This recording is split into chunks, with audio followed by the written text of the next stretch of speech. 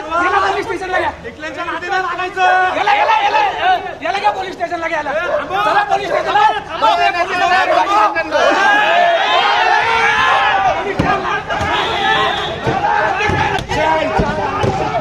आणि संविधानाचा आम्हाला सार्थ अभिमान आहे. ते गुंडागर्दी या भारतीय जनता पक्ष आणि त्यांच्या सगळ्या या कॅन्डिडेट्सने सुरू केली. दुर्दैव आहे आणि त्याचा मी जाहीर निषेध करते. ताई, मतदानाला अजून 3 ते 4 दिवस बाकी आहेत. आपण अशा घटना अजून घडणार असं गृहीत धरताय म्हणताय? नाही, मी थांबल्या पाहिजे. मी गृहीत नाही धरत आहे. आपण महाविकास आघाडीच्या म्हणते की अशा गोष्टी तातडीने थांबल्या पाहिजे असं म्हणते मी. आपण महाविकास आघाडीच्या पदाधिकारी नेत्यांना नेमकं काय सांगाल? अजून 3 ते 4 दिवस आम्ही काय बाकी आहेत. सांगणार? आम्ही शांततेच्या मार्गाने, आम्ही संविधान करूनच काम करतो. प्रॉब्लेम आमचा नाहीये. प्रॉब्लेम सत्तेत असलेल्या भारतीय जनता पक्ष आणि त्यांच्या मित्र पक्षाचा आहे. आम्ही ना असलं गलिच्छ राजकारण कधी केलं आणि कधी करणारही नाही.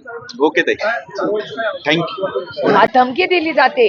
भर सभेतून भारतीय जनता पक्ष महिलांना धमकी देता. कुठला चाललंय? कुठे नेऊन ठेवलाय महाराष्ट्र देवेंद्र फडणवीसांनी आणि भारतीय जनता पक्षाने? आता तुमची ज्या पद्धतीने बॅक चेक केली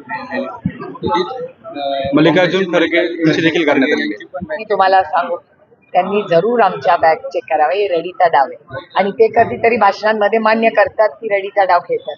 त्याच्यामुळे आम्हाला सवय झाली, विरोधी पक्षात असला की त्याला आईस कर. आईस म्हणजे बर्फ नाही. Income tax, CBI, ED, ice. विरोधा पक्षांवर अन्याय करायचा, घाबरायचे असेच उद्योग करतात. ते रडीचा डाव आहे त्यांचा. एक वेगळा प्रश्न आहे, आपण या प्रचाराच्या निमित्ताने राज्यभर जात आहे, प्रचार रॅली घेत आहेत. काय एकूणच वातावरण आहे? महाविकास आघाडी कडे काय लोकांचं कौल आहे का? कसा प्रतिसाद मिळतो? तुमच्या चॅनलवरनं दाखवतायत कौल आमच्याकडून. तुमचे सगळे चॅनल दाखवतात. आणि हा मुद्दा इलेक्शनचा नाही.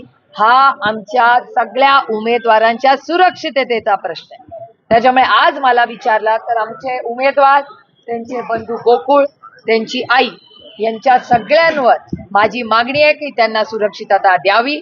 आणि आमच्या कुठल्याही महाविकास आघाडीच्या महाराष्ट्रातल्या कुठल्याही उमेदवाराला जर त्यांच्या केसालाही धक्का लागला तर देवेंद्र फडणवीस आणि भारतीय जनता पक्ष आपको जवाब देना पडेगा. कारण का या सगळ्याला फक्त आणि फक्त ते जबाबदार आहेत. कारण का मला सांगा, सत्तेच्या लोकांची हिंमतच कशी होती आमच्या लोकांवर असा अन्याय करायचे आणि गाड्या फोडताय?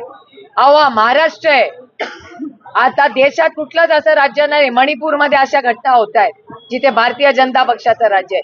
जिथे जिथे भारतीय जनता पक्षाचं राज्य आहे तिथे विरोधी पक्षाला दमदाटी करायचं सातत्याने हा प्रयत्न करत असतात. कारण का त्यांच्या पायाखालची वाळू हल्लेली आहे. दुर्दैव आहे.